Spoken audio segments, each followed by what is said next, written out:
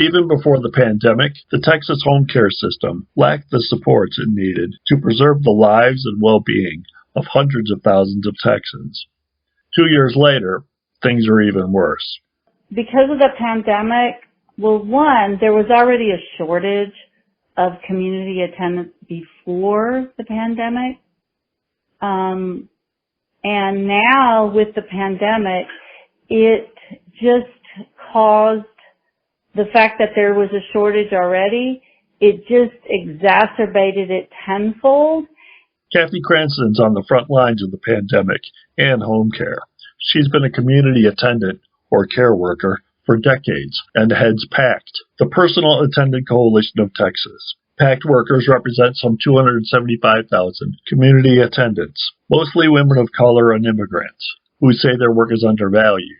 They know that nationwide, more than 200,000 nursing home residents and workers have died of COVID, and it's more important than ever to keep people in their homes.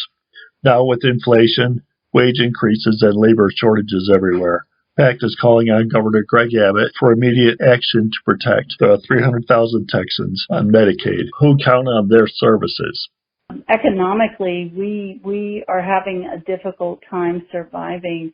I mean, the state starts us at $8.11 an hour. That's the base wage for the community attendants that work under Medicaid and state-funded programs. So that has only exacerbated it because we cannot compete with the free market, which is fast food places, Buc-ee's, which is like a gas station, and food. We can't compete with Amazon. We can't compete with all of these other corporations that are part of the free market. And so what has happened is even put more pressure on this workforce. Really, it stops at it's on the governor's shoulders. The governor appoints the Health and Human Services Commissioner. The legislature, all those legislators make the decisions in how much money goes where. But HHSC puts the budget request out to them and says, okay, this is what we want. The governor can make a decision just as he has made decisions during the summertime where certain monies can go.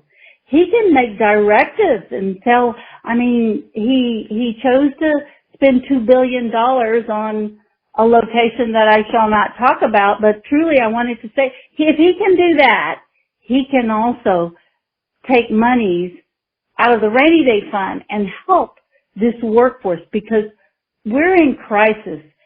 And what that means, if the workforce that provides those services for people with disabilities and our senior population and our children, if that workforce is in crisis, who else feels it? It's the people that we're serving. They're in crisis.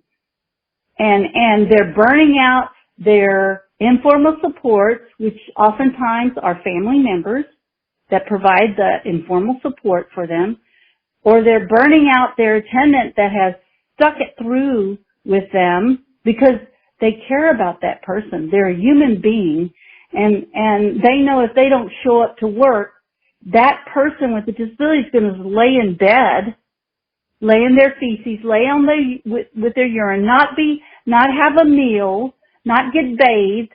These are things that attendants provide for people.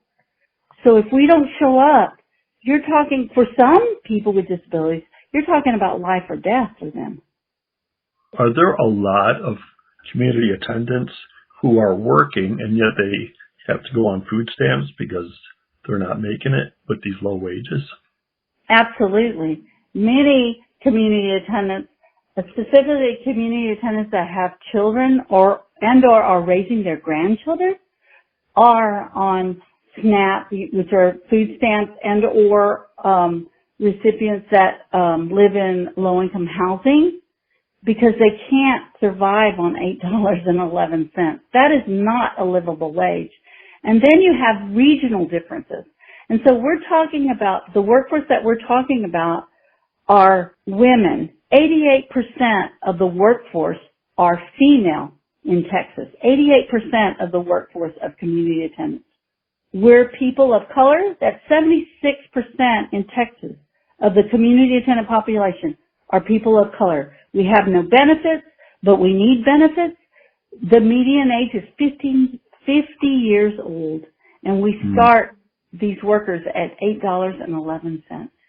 So from my perspective, this is a woman's issue, big time. And our legislators do not have the will to put what it takes. And they waited so long to even try to keep up with the market. They didn't even try. That's part of the whole problem. They have to have the will to do it. Cranston said money from the Biden COVID relief funds were split by the state between institutions and their workers, with some bonuses reaching community attendants, but nothing long-lasting to fix the structural pay gap that was there before. She said that after pressure from organizations who work with the disability and senior communities, a state task force was convened, but later abandoned by the same organizations for lack of progress. A call to the governor's office for this report was not returned. And what can somebody that's listening right now, what can they do to help? Well, if you are interested in helping with this issue, you can contact us at our office. At the PACT office and ADAPT of Texas office, it's 512-442-0252, and you can leave a message for Cathy Cranston. You also can contact your legislator, because they're the ones that make the decision.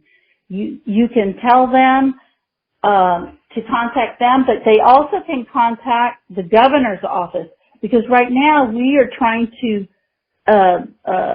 get a meeting with the governor. We put in a request already. We just had an action last week in his reception office, and we are asking that he meets with us. We are also demanding that he fire Executive Commissioner Cecile Young because for lack of prioritizing the funding for the community attendants. We believe she's put the health of people with disabilities and seniors at risk and puts them at risk of needless institutionalization, which means that they're violating the Supreme Court Olmstead decision. So if you're interested in this issue, please contact us at 512-442-0252. The more they hear from the community, because the governor, supposedly, he's supposed to answer to us, right? And the voters, right? But the fact that he does not come out and say, you know, this has to be a priority. Home and community-based services and the community attendant workforce must be a priority and is a priority. He has never done that. So. This is KPFT People's News.